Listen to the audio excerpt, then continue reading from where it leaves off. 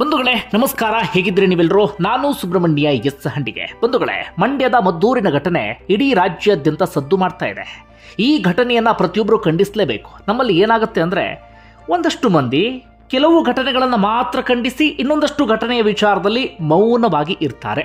ಇಲ್ಲಿ ಈಗ ಆರೋಪ ಕೇಳಿ ಬರ್ತಿರೋದು ಅನ್ಯ ಧರ್ಮೀಯ ಅಂದ್ರೆ ಮುಸ್ಲಿಂ ಸಮುದಾಯಕ್ಕೆ ಸೇರಿದಂತ ಒಂದಷ್ಟು ಯುವಕರ ವಿರುದ್ಧವಾಗಿ. ಆ ಯುವಕರ ಈ ಹೀನ ಕೃತ್ಯವನ್ನ ಪ್ರತಿಯೊಬ್ಬರು ಕೂಡ ಖಂಡಿಸಲೇಬೇಕು. ಇದನ್ನು ಮುಸ್ಲಿಂ ಧಾರ್ಮಿಕ ಮುಖಂಡರು ಅಥವಾ ಮುಸ್ಲಿಂನ ಕೆಲವು ಸಂಘಟನೆಗಳು ಅಥವಾ ಇನ್ನೊಂದಷ್ಟು ಮಂದಿ ಮುಸ್ಲಿಮರನ್ನ ಯಾರು ಸಮರ್ಥನೆ ಮಾಡಿಕೊಳ್ತಾರೆ ಅಂಥವರು ಯಾವುದೇ ಕಾರಣಕ್ಕೂ ಸಮರ್ಥನೆಯನ್ನು ಮಾಡ್ಕೊಳ್ಳೋಕೆ ಹೋಗಬಾರದು. ಈ ರೀತಿಯಾಗಿ ಸಮರ್ಥನೆಯನ್ನು ಮಾಡಿಕೊಂಡಷ್ಟು ಇಂತಹ ಘಟನೆಗಳ ಸಂಖ್ಯೆ ಜಾಸ್ತಿ ಆಗೋದಕ್ಕೆ ಶುರುವಾಗುತ್ತೆ. ನೀವು ಯೋಚನೆ ಮಾಡಿ, ಒಂದು ಕಡೆಯಿಂದ ಅಭಿವೃದ್ಧಿ, ಮತ್ತೊಂದು ಮಗದೊಂದು ಅಂತ ಚರ್ಚೆ ಮಾಡ್ತಾ ಇದ್ರೆ, ಇನ್ನೊಂದು ಕಡೆಯಿಂದ ಈ ಧರ್ಮದ ಅಫೀಮು, ನಶೆ ಇದೆಲ್ಲವೂ ಕೂಡ ಜಾಸ್ತಿ ಆಗೋದಕ್ಕೆ ಶುರುವಾಗ್ಬಿಟ್ಟಿದೆ. ಅದರಲ್ಲೂ ಕೂಡ ಮಂಡ್ಯ ಅಂದಾಗ, ಮಂಡ್ಯದಲ್ಲಿ ಇಂತಹ ಘಟನೆಗಳು ನಡೀತಾ ಇದ್ದು ತೀರಾ ಅಪರೂಪ ಅಥವಾ ಇಲ್ಲ ಎನ್ನುವಷ್ಟರ ಮಟ್ಟಿಗಿತ್ತು. ಆದರೆ ಇತ್ತೀಚೆಗೆ ಹೆಚ್ಚು ಕಡಿಮೆ ಒಂದು 2-3 ವರ್ಷಗಳಿಂದ ಮತ್ತೆ ಇಂತಹ ಘಟನೆಗಳನ್ನು ನಾವೆಲ್ಲರೂ ಕೂಡ ನೋಡ್ತಾ ಇದ್ದೇವೆ. ಅದಕ್ಕೆ ಯಾರು ಕಾರಣ ಅನ್ನೋದು ಗೊತ್ತಾಗ್ತಿಲ್ಲ. ಕೆರಗೋಡ ಆಯಿತು, ನಾಗಮಂಗಲ ಆಯಿತು, ಇದೀಗ ಮದ್ದೂರು ಭಾಗದಲ್ಲಿ ಮತ್ತೆ ಅಂಥದ್ದೇ ಘಟನೆ ರಿಪೀಟ್ ಆಗಬಿಟ್ಟಿದೆ. ಅದರಲ್ಲೂ ಕೂಡ ನಮ್ಮಲ್ಲಿ ಏನಾಗ್ಬಿಡುತ್ತೆ ಅಂದರೆ, ಯಾವುದಾದ್ರೂ ಸರ್ಕಾರ ಅಧಿಕಾರಕ್ಕೆ ಬಂದಾಗ, ಅಂದರೆ ಯಾವುದೋ ಒಂದು ಸರ್ಕಾರ ಅಧಿಕಾರಕ್ಕೆ ಬಂದಾಗ ಒಂದಷ್ಟು ಸಂಘಟನೆಗಳಿಗೆ ನಾವು ಏನು ಮಾಡಿದ್ರು ನಡೆಯುತ್ತೆ ಎನ್ನುವಂಥ ಮನಸ್ಥಿತಿ. ಇನ್ನೊಂದು ಸರ್ಕಾರ ಬಂತು ಅಂದರೆ ಇನ್ನೊಂದಷ್ಟು ಸಂಘಟನೆಗಳಿಗೆ ನಾವು ಏನು ಮಾಡಿದ್ರು ಆಗಬಿಡುತ್ತೆ ಎನ್ನುವ ರೀತಿಯಲ್ಲಿ ಬಾಲ ಬಿಚ್ಚೋದಕ್ಕೆ ಶುರು ಮಾಡ್ಕೊಂಡು ಬಿಡ್ತಾರೆ. ಅಂಥದ್ದಕ್ಕೆ ಅವಕಾಶವನ್ನು ಮಾಡಿಕೊಟ್ಟಷ್ಟು ಇಂತಹ ಘಟನೆಗಳ ಸಂಖ್ಯೆ ಜಾಸ್ತಿ ಆಗೋದಕ್ಕೆ ಶುರುವಾಗುತ್ತೆ. ಇಲ್ಲಿ ಏನಾಯಿತು ಅನ್ನೋದನ್ನು ಗಮನಿಸ್ತಾ ಹೋಗೋಣ. ಬಂಧುಗಳೇ, ಮಂಡ್ಯದ ಮದ್ದೂರಿನ ಹೃದಯ ಭಾಗ ಅದು. ರಸ್ತೆಯ ಹೆಸರು ಎಷ್ಟು ಚೆನ್ನಾಗಿದೆ ನೋಡಿ, ರಾಮ್ ರಹೀಂ ನಗರ ಎನ್ನುವಂಥ ಒಂದು ರಸ್ತೆ. ಆ ರಸ್ತೆಯಲ್ಲಿ ಗಣಪತಿ ವಿಸರ್ಜನಾ ಮೆರವಣಿಗೆ ಹೋಗ್ತಾ ಇರುತ್ತೆ. ಸಾಕಷ್ಟು ಮಂದಿ ಅದರಲ್ಲಿ ಭಾಗಿಯಾಗಿರ್ತಾರೆ. ಪೊಲೀಸರು ಒಂದಷ್ಟು ರೆಸ್ಟ್ರಿಕ್ಷನ್ ಅನ್ನು ಹಾಕಿರ್ತಾರಂತೆ. ಆ ರೆಸ್ಟ್ರಿಕ್ಷನ್ನ ಪ್ರಕಾರವಾಗಿಯೇ ಅಲ್ಲಿ ಮೆರವಣಿಗೆಯನ್ನು ಮಾಡಲಾಗ್ತಾ ಇರುತ್ತೆ. ಈ ಮೆರವಣಿಗೆ ರಾತ್ರಿ 7 ಗಂಟೆಯ ಸುಮಾರಿಗೆ ಅಲ್ಲಿರುವಂಥ ಮಸೀದಿ ಎದುರುಗಡೆ ಬರುತ್ತೆ. ಮಸೀದಿಯಿಂದ ಸ್ವಲ್ಪ ದೂರ ಹೋಗ್ತಾ ಇದ್ದ ಹಾಗೆ ಆ ಕಡೆ ಮತ್ತೆ ಈ ಕಡೆ ಕಲ್ಲು ಬೀಳೋದಿಕ್ಕೆ ಶುರುವಾಗ್ಬಿಡುತ್ತೆ. ಸಹಜವಾಗಿ ಅಲ್ಲಿದ್ದಂಥ ಒಂದಷ್ಟು ಯುವಕರಿಗೆ ಆತಂಕ ಆಗಿಬಿಡುತ್ತೆ, ಗಲಿಬಿಲಿಗೊಳಗಾಗ್ಬಿಡ್ತಾರೆ. ಏನಾಯಿತು ಅಂತ ಹೇಳಿ ಇನ್ನೂ ಒಂದಷ್ಟು ಮಂದಿಯಲ್ಲಿ ಹೇಳ್ತಿರುವಂಥ ಪ್ರಕಾರವಾಗಿ ಒಂದಷ್ಟು ದೊಣ್ಣೆಯನ್ನು ಕೂಡ ಎಸೆಯಲಾಯಿತು ಅಂತ ಹೇಳ್ತಾ ಇದ್ದಾರೆ. ಇಷ್ಟು ಆಯಿತು. ಈಗ ಅಲ್ಲಿದ್ದಂಥ ಸ್ಥಳೀಯರು ಹೇಳ್ತಿರುವ ಪ್ರಕಾರವಾಗಿ ಇದು ಆಕಸ್ಮಿಕವಾಗಿ ನಡೆದಿರುವಂಥ ಘಟನೆಯಲ್ಲ, ಪ್ರೀ ಪ್ಲಾನ್, ಅಂದರೆ ಮೊದಲೇ ಪ್ಲಾನ್ ಮಾಡ್ಕೊಂಡಿದ್ರು, ಕಲ್ಲನ್ನು ಸಂಗ್ರಹಿಸಿ ಇಟ್ಕೊಂಡಿದ್ರು ಅಥವಾ ದೊಣ್ಣೆಯನ್ನು ಸಂಗ್ರಹಿಸಿ ಇಟ್ಕೊಂಡಿದ್ರು ಅಂತ. ಅದಕ್ಕೆ ಅವರು ಹೇಳ್ತಿರೋದು ಹೇಗೆ ಅಂದರೆ, ಅಲ್ಲಿ ನಾವು ಹೋಗುವಂಥ ಸಂದರ್ಭದಲ್ಲಿ ಲೈಟ್ ಆಫನ್ನು ಮಾಡಿದ್ರು. ಲೈಟ್ ಆಫ್ ಮಾಡಿ ಸ್ವಲ್ಪ ಹೊತ್ತಿಗೆ ಅಲ್ಲಿ ಕಲ್ಲು ಬೀಳೋದಕ್ಕೆ ಶುರುವಾಗಬಿಡ್ತು ಎನ್ನುವ ರೀತಿಯಲ್ಲಿ ಅವ್ರು ಹೇಳ್ತಿದ್ದಾರೆ. ಹಾಗೆ ಇನ್ನೊಂದಷ್ಟು ಮಂದಿ ಹೇಳ್ತಾ ಇದ್ರು, ಯಾಕೆ ಈಗ ಘಟನೆ ನಡೀತು ಅಂದರೆ, ಮಸೀದಿ ಎದುರಿನ ರಸ್ತೆಯಲ್ಲಿ ಹೋಗಬಾರದು ಅನ್ನೋದು ಅವರ ಮನಸ್ಥಿತಿ ಎನ್ನುವ ರೀತಿಯಲ್ಲಿ. ಎಲ್ಲಿದ್ದೀವಿ ನಾವು? ಮಸೀದಿ ಎದುರುಗಡೆ ಹೋಗಬಾರ್ದು ಅಥವಾ ಇನ್ನೊಂದು ಯಾವುದೋ ಧಾರ್ಮಿಕ ಕೇಂದ್ರಗಳ ಮುಂದೆ ಹೋಗಬಾರ್ದು ಅಂದರೆ ಏನರ್ಥ ಅದು? ಇದನ್ನು ಯಾವುದಾದ್ರೂ ಬೇರೆ ದೇಶದಲ್ಲಿದ್ದೀವಾ? ನಮ್ಮ ದೇಶ, ನಮ್ಮ ಮಂಡ್ಯ, ನಮ್ಮ ಮದ್ದೂರಿನ ಒಂದು ಮಸೀದಿ ಎದುರುಗಡೆ ರಸ್ತೆಯಲ್ಲಿ ಹೋಗಬಾರ್ದು ಅಂದರೆ ಏನರ್ಥ ಇದು? ಈ ರೀತಿ ಯೋಚನೆಯನ್ನು ಮಾಡ್ತಾರೆ ಒಂದಷ್ಟು ಮಂದಿ. ಅಂದರೆ ಅವ್ರಿಗೆ ಆ ರೀತಿಯಾಗಿ ಯೋಚನೆ ಮಾಡುವಂಥ ಫ್ರೀಡಮನ್ನು ಕೊಟ್ಟಂಥವ್ರು ಯಾರು? ಅದು ಕೂಡ ಅರ್ಥ ಆಗ್ತಿಲ್ಲ. ನೋಡಿ ಎಂತಹ ಕೆಟ್ಟ ಮನಸ್ಥಿತಿ ಅಂತ. ಮಸೀದಿ ಎದುರುಗಡೆ ಇನ್ನೊಂದು ಗಣಪತಿ ಮೆರವಣಿಗೆ ಹೋಗಬಾರ್ದು, ಮತ್ತೊಂದು ಹೋಗಬಾರ್ದು ಅಂದರೆ ಏನರ್ಥ ಅದು? ಇತ್ತೀಚೆಗಷ್ಟೇ ಈದ್ ಮಿಲಾದ್ ಮೆರವಣಿಗೆ ಆಗಿತ್ತು. ಒಂದು ಸಣ್ಣ ಸಮಸ್ಯೆಯೂ ಕೂಡ ಆಗಲಿಲ್ಲ. ಅಲ್ಲಿದ್ದಂಥವ್ರು ಸರಿಯಾದ ರೀತಿಯಲ್ಲಿ ಅವಕಾಶವನ್ನು ಮಾಡಿಕೊಟ್ರು. ಹೀಗಾಗಿ ಯಾವುದೇ ರೀತಿಯಲ್ಲೂ ಕೂಡ ಗಲಾಟೆ ಅಂಥದ್ದೇನೂ ಕೂಡ ನಡೆದಿಲ್ಲ. ಈಗ ಆ ರೀತಿಯಾಗಿ ನಡೆದಂಥ ಸಂದರ್ಭದಲ್ಲಿ ಇನ್ನೊಂದು ಸಮುದಾಯದ ಯಾವುದೋ ಧಾರ್ಮಿಕ ಮೆರವಣಿಗೆ ನಡೆಯುತ್ತೆ ಅಂದಾಗ ಅವರು ಕೂಡ ಸಹಕರಿಸಬೇಕಲ್ಲ. ಒಂದು ಕಡೆ ಓಕೆ, ಇನ್ನೊಂದು ಯಾವುದೋ ಧಾರ್ಮಿಕ ಮೆರವಣಿಗೆ ಆಗುತ್ತೆ ಅಂದಾಗ ನಾವು ಅದನ್ನು ಸಹಿಸಿಕೊಳ್ಳೋದಿಲ್ಲ, ಮಸೀದಿ ಎದುರುಗಡೆ ಹೋಗಬಾರ್ದು ಅಂತ ಒಂದು ಮನಸ್ಥಿತಿ ಬಂದುಬಿಟ್ರೆ ಎಲ್ಲಿಗೆ ಹೋಗಿ ತಲುಪುತ್ತೆ ಅಂತ ಹೇಳಿ ಒಟ್ಟಾರೆಗೆ ಇಷ್ಟೆಲ್ಲ ಆಯಿತು. ಅದು ಕೂಡ ಪೊಲೀಸರ ಎದುರುಗಡೆ ಆಗಿರುವಂತಹ ಘಟನೆ ಇದು.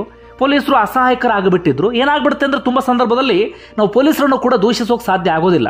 ಅವರನ್ನು ಕೈ ಕಟ್ಟಾಕುವಂಥ ಕೆಲಸವನ್ನು ಸರ್ಕಾರ ಮಾಡಿಬಿಟ್ಟಿರುತ್ತೆ. ಹೀಗಾಗಿ ಪೊಲೀಸರು ತೀರಾ ಆ್ಯಕ್ಷನನ್ನು ತೆಗೆದುಕೊಳ್ಳೋಕ್ಕೂ ಕೂಡ ಸಾಧ್ಯ ಆಗೋದಿಲ್ಲ. ಅಲ್ಲಿ ಏನಾಗಬೇಕಿತ್ತು ಅಂದರೆ, ಪೊಲೀಸರು ಮೊದಲೇ ಅದನ್ನು ಸೂಕ್ಷ್ಮ ಪ್ರದೇಶ ಅಂತ ಗುರುತಿಸಿದ್ರಂತೆ. ಹೀಗಾಗಿ ಸುತ್ತಮುತ್ತ ಪೊಲೀಸ್ ಸೆಕ್ಯೂರಿಟಿಯನ್ನು ಟೈಟ್ ಮಾಡಬೇಕಿತ್ತು. ಅಷ್ಟು ಮಾತ್ರ ಅಲ್ಲ, ಅಲ್ಲಿ ಎಲ್ಲಾದರೂ ಕಲ್ಲನ್ನು ಸಂಗ್ರಹ ಮಾಡಿದ್ದಾರಾ, ದೊಣ್ಣೆಯನ್ನು ಸಂಗ್ರಹ ಮಾಡಿದ್ದಾರಾ, ಏನು ಕತೆ ಅದೆಲ್ಲವನ್ನು ಕೂಡ ಚೆಕ್ ಮಾಡುವಂಥ ಕೆಲಸವನ್ನು ಮಾಡಬೇಕಿತ್ತು.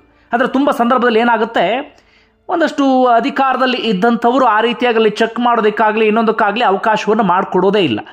ಅದನ್ನು ತುಷ್ಟೀಕರಣ ಅನ್ಬೇಕೋ ಏನು ಅನ್ಬೇಕೋ ಗೊತ್ತಿಲ್ಲ. ಇಂಥ ಮಾತುಗಳನ್ನು ಅನಿವಾರ್ಯವಾಗಿ ಆಡಲೇಬೇಕಾಗುತ್ತೆ ಇಂಥ ಸಂದರ್ಭದಲ್ಲಿ. ಈ ರೀತಿಯ ಕಲ್ಲು ತೂರ್ತಾರೆ ಅಂದರೆ ಅವರ ಮನಸ್ಥಿತಿಯನ್ನು ಯೋಚನೆ ಮಾಡಿ ನೀವು. ಒಂದು ಧಾರ್ಮಿಕ ಮೆರವಣಿಗೆ ಹೋಗುವಂಥ ಸಂದರ್ಭದಲ್ಲಿ ಒಟ್ಟಾರೆಯಾಗಿ ಇಷ್ಟ ಆಯಿತು. ಸಹಜವಾಗಿ ಅಲ್ಲಿ ಪ್ರತಿಭಟನೆಯನ್ನು ಆರಂಭಿಸಿದ್ರು. ತಕ್ಷಣವೇ ಪೊಲೀಸರು ಅಲ್ಲಿ ನಿಷೇಧಾಜ್ಞೆಯನ್ನು ಹೇರಿಕೆ ಮಾಡಿದ್ರು. ಮತ್ತೆ ಇವತ್ತು ಬೆಳಿಗ್ಗೆಯಿಂದಲೂ ಕೂಡ ಅಲ್ಲಿ ಹಿಂದೂ ಸಂಘಟನೆಯವರಿಂದ ಪ್ರತಿಭಟನೆ ಆರಂಭ ಆಯಿತು. ಆಗ ಪೊಲೀಸರು ಲಾಠಿ ಚಾರ್ಜನ್ನು ಆರಂಭಿಸಿ ಬಿಟ್ಟರು. ಒಂದಷ್ಟು ಮಂದಿಗೆ ಲಾಠಿ ಚಾರ್ಜ್ನ ಸಂದರ್ಭದಲ್ಲೂ ಕೂಡ ಗಾಯ ಆಗಿದೆ. ಪೊಲೀಸರು ಆರಂಭದಲ್ಲಿ ಲಘು ಲಾಠಿ ಚಾರ್ಜ್ ಅಂತ ಮಾಡಿಬಿಟ್ರು. ಆನಂತರ ಲಾಠಿ ಚಾರ್ಜ್ ಇನ್ನಷ್ಟು ಬಿರುಸು ಪಡೆಯೋದಕ್ಕೆ ಆರಂಭ ಆಯಿತು. ಇಷ್ಟು ಆದಂಥ ಘಟನೆ. ಸಹಜವಾಗಿ ನಮ್ಮಲ್ಲಿ ಇಂತಹ ಘಟನೆಗಳು ರಾಜಕೀಯ ರೂಪವನ್ನು ಪಡೆದುಕೊಳ್ಳುತ್ತೆ. ಈಗಲೂ ಕೂಡ ರಾಜಕೀಯ ರೂಪವನ್ನು ಪಡೆದುಕೊಂಡಿದೆ. ರಾಜಕೀಯ ನಾಯಕರು ಸಾಕಷ್ಟು ಮಂದಿ ಅಲ್ಲಿಗೆ ಬರ್ತಾ ಇದ್ದಾರೆ. ತಮಗೆ ತೋಚಿದ ರೀತಿಯಲ್ಲಿ ಹೇಳಿಕೆಯನ್ನು ಕೊಡೋದಕ್ಕೆ ಶುರು ಮಾಡಿಕೊಂಡಿದ್ದಾರೆ. ಇಂತಹ ಘಟನೆಗಳು ಆದಾಗ ನಮ್ಮಲ್ಲಿ ರಾಜಕೀಯ ನಾಯಕರು ಖಂಡಿಸಬೇಕು, ಓಕೆ, ಆದರೆ ಒಂದಷ್ಟು ಮಂದಿ ಉರಿಯುವಂಥ ಬೆಂಕಿಗೆ ತುಪ್ಪ ಸುರಿಯುವಂಥ ಕೆಲಸವನ್ನು ಮಾಡ್ತಾರೆ. ಈಗಲೂ ಕೂಡ ಅಂಥದ್ದೆಲ್ಲವೂ ಕೂಡ ಆಗ್ತಾ ಇದೆ. ಬಿಡಿ, ಇದರಿಂದ ನಮಗೇನಾದರೂ ಲಾಭ ಆಗುತ್ತಾ, ಬೇಳೆ ಬೇಯಿಸ್ಕೊಳ್ಬೋದಾ, ಇಂಥ ಮನಸ್ಥಿತಿಯಲ್ಲಿ ಒಂದಷ್ಟು ಜನ ಇರ್ತಾರೆ. ಅಂದರೆ ಎಲ್ಲ ರಾಜಕಾರಣಿಗಳು ಅಂತಲ್ಲ, ಒಂದಷ್ಟು ರಾಜಕಾರಣಿಗಳು ಅದು ಯಾವುದೇ ಪಕ್ಷದಲ್ಲಿರಲಿ ಅವರು ಶುದ್ಧ ಮನಸ್ಸಿನಲ್ಲಿ ಇರ್ತಾರೆ. ಇಂಥ ಇನ್ಸಿಡೆಂಟ್ಗಳು ಆಗಬಾರ್ದು, ಇಂಥ ಇನ್ಸಿಡೆಂಟ್ಗಳಿಂದ ನಾವು ಲಾಭ ತೆಗೆದುಕೊಳ್ಬಾರ್ದು ಅಂತ. ಆದರೆ ಇನ್ನೊಂದಷ್ಟು ರಾಜಕಾರಣಿಗಳು ಇಂಥದ್ದು ಆಗಲಿ ಅಂತಲೇ ಬಯಸುವಂಥವರು ಕೂಡ ಇರ್ತಾರೆ. ಈಗ ಅಂಥದ್ದೆಲ್ಲವೂ ಕೂಡ ನಡೀತಾ ಇದೆ. ಏನೇನೋ ಒಂದಷ್ಟು ಡೆವಲಪ್ಮೆಂಟ್ ಎಲ್ಲವೂ ಕೂಡ ಆಗ್ತಾ ಇದೆ. ಈಗ ಇದರ ಆಚೆಗೆ ಒಂದಷ್ಟು ವಿಚಾರಗಳನ್ನು ನಾವಿಲ್ಲಿ ಪ್ರಸ್ತಾಪವನ್ನು ಮಾಡಬೇಕು. ಅದೇನಪ್ಪ ಅಂದ್ರೆ ಅಲ್ಲಿ ಒಂದಷ್ಟು ಸ್ಥಳೀಯರು ಮಾತಾಡ್ತಾ ಇದ್ರು. ಯಾವುದೋ ಸಂಘಟನೆಗೆ ಸಂಬಂಧಪಟ್ಟಂಥವರಲ್ಲ, ಅಥವಾ ಯಾರೋ ಯುವಕರು ಕೂಡ ಅಲ್ಲ, ಅಲ್ಲಿದ್ದಂಥ ಮಹಿಳೆಯರು ಮಾತಾಡ್ತಾ ಇದ್ರು. ಮಹಿಳೆಯರು ಆಗ ಮಾತಾಡೋ ಸಂದರ್ಭದಲ್ಲಿ ನಮಗೇನೋ ಲಾಭ ಆಗಬೇಕು, ಇನ್ನೊಂದು ಮಗದೊಂದು ಎನ್ನುವಂಥ ದೃಷ್ಟಿಯಲ್ಲಿ ಮಾತಾಡೋದಿಲ್ಲ, ಅಥವಾ ಇನ್ಯಾರನ್ನೂ ನಾವು ಹೋಲಿಸ್ಕೊಳ್ಬೇಕು ಆ ರೀತಿಯಲ್ಲೂ ಕೂಡ ಮಾತಾಡೋದಿಲ್ಲ. ಅಲ್ಲಿ ಮಹಿಳೆಯರು ಏನು ಹೇಳ್ತಾ ಇದ್ರು ಅಂದರೆ, ಈ ಮಸೀದಿ ಎದುರುಗಡೆ ನಾವು ಏನಕ್ಕೂ ಕೂಡ ಹೋಗೋದಕ್ಕೆ ಸಾಧ್ಯ ಆಗೋದಿಲ್ಲ. ನಾವು ಹೋದಂಥ ಸಂದರ್ಭದಲ್ಲಿ ಯುವತಿಯರು ಹೋಗಂಗಿಲ್ಲ, ಮಹಿಳೆಯರು ಹೋಗಂಗಿಲ್ಲ.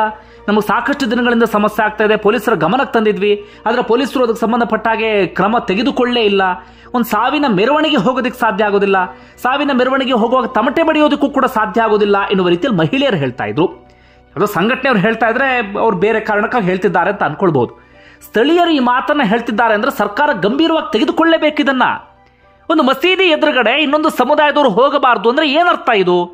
ಇದನ್ನು ಸರ್ಕಾರ ಸೀರಿಯಸ್ ಆಗಿ ತೆಗೆದುಕೊಳ್ಳಲೇಬೇಕು, ಸೀರಿಯಸ್ ಆಗಿ ಆಕ್ಷನ್ ಅನ್ನು ತೆಗೆದುಕೊಳ್ಳಲೇಬೇಕಾಗುತ್ತೆ. ಇಲ್ಲಿ ಈಗ ಏನಾಗಿದೆ, ಒಂದು 21 ಮಂದಿಯನ್ನು ಅರೆಸ್ಟ್ ಮಾಡಿದ್ದಾರೆ. ಯಾರೋ 3 ಹೊರಗಿನ ಜಿಲ್ಲೆಯವರು ಕೂಡ ಬಂದಿದ್ದಾರಂತೆ. ಅಂದ್ರೆ ಅದರ ಅರ್ಥ ಪ್ರೀ ಪ್ಲಾನ್ ಇರಬಹುದು ಅಂತಲೂ ಕೂಡ ಹೇಳಲಾಗ್ತಾ ಇದೆ. ಆ 21 ಮಂದಿಯನ್ನು ಅರೆಸ್ಟ್ ಮಾಡೋದು, ಸ್ವಲ್ಪ ದಿನ ಆದ್ಮೇಲೆ ಕೇಸನ್ನು ವಾಪಸ್ ತಗೊಳ್ಳೋದು, ಇನ್ಯಾರನ್ನು ಓಲೈಸುವಂತ ಉದ್ದೇಶದಿಂದ ಇಂಥವು ಮಾಡ್ತಾ ಇದ್ರೆ ಅದು ಯಾವ ಸಂಘಟನೆ, ಯಾವ ಧರ್ಮ ಬೇಕಾದ್ರೂ ಆಗಿರ್ಲಿ, ಇಂಥದ್ದು ಮಾಡ್ತಾ ಇದ್ದು ಬಿಟ್ರೆ ಇವ್ರು ಇನ್ನೂ ಬಾಲ ಬಿಚ್ಚತಾನೆ ಇರ್ತಾರೆ. ಇವ್ರಿಗೆ ಯಾವುದೇ ಆತಂಕವೂ ಕೂಡ ಇರೋದಿಲ್ಲ. ನಮ್ಮದೇ ಸರ್ಕಾರ ಆಡಳಿತದಲ್ಲಿದೆ ಎನ್ನುವಂಥ ಮನಸ್ಥಿತಿಯಲ್ಲಿ ಇವರು ಇರ್ತಾರೆ. ಸರಿಯಾಗಿ ಅವ್ರಿಗೆ ಪಾಠ ಕಲಿಸಿದಾಗ ಮಾತ್ರ ಎಚ್ಚೆತ್ಕೊಳ್ಳೋದು. ನೋಡಿ, ಈ ಮಹಿಳೆಯರು ಅಷ್ಟು ಗಂಭೀರವಾಗಿ ಆರೋಪವನ್ನು ಮಾಡ್ತಿದ್ದಾರೆ. ಅದು ಇವತ್ತು ನಿನ್ನೆಯಿಂದ ಸಮಸ್ಯೆ ಅಲ್ಲ, ಅಥವಾ ನಿನ್ನೆ ದಿಢೀರ್ ಅಂತ ಹೇಳಿ ಆದಂಥ ಇನ್ಸಿಡೆಂಟ್ ಕೂಡ ಅಲ್ಲ. ಅದು ಮುಂಚಿನಿಂದಲೂ ಕೂಡ ನಮಗೆ ಸಮಸ್ಯೆ ಆಗ್ತಾ ಇದೆ. ಮುಂಚಿನಿಂದಲೂ ಈ ರೀತಿಯಾಗಿ ಧಾರ್ಮಿಕ ಮೆರವಣಿಗೆ ಅಂತದ್ದೇನಾದರೂ ಹೋಗುವಂಥ ಸಂದರ್ಭದಲ್ಲಿ ಕಿರಿಕ್ ತೆಗೆಯೋಕೆ ಶುರು ಮಾಡ್ಕೊಂಡು ಬಿಡ್ತಾರೆ. ಇದು ಎಷ್ಟರ ಮಟ್ಟಿಗೆ ಸರಿ ಅನ್ನೋದು ಮಹಿಳೆಯರ ಪ್ರಶ್ನೆ. ಈಗ ಅದಕ್ಕೆ ಸರ್ಕಾರ ಉತ್ತರ ಕೊಡಲೇಬೇಕಾಗತ್ತೆ, ಸರಿಯಾದ ರೀತಿಯಲ್ಲಿ ಕ್ರಮ ತೆಗೆದುಕೊಳ್ಳಲೇಬೇಕಾಗತ್ತೆ. ಅವ್ರು ಯಾವ ಸಮುದಾಯದವ್ರು ಬೇಕಾದ್ರೂ ಆಗಿರಲಿ, ಸರಿಯಾಗಿ ಅವ್ರ ಬಾಲ ಕಟ್ ಮಾಡಿದ್ರೆ ಅಥವಾ ಒದ್ದು ಸರಿಯಾಗಿ ಬುದ್ಧಿ ಹೇಳಿದ್ರೆ ಮಾತ್ರ ಸರಿಯಾಗೋದು.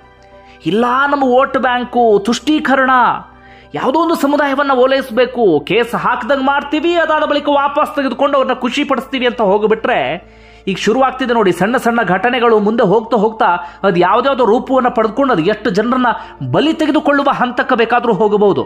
ನಾನಿಲ್ಲಿ ಪೊಲೀಸರನ್ನ ದೂಷಿಸೋಕೆ ಹೋಗೋದೇ ಇಲ್ಲ.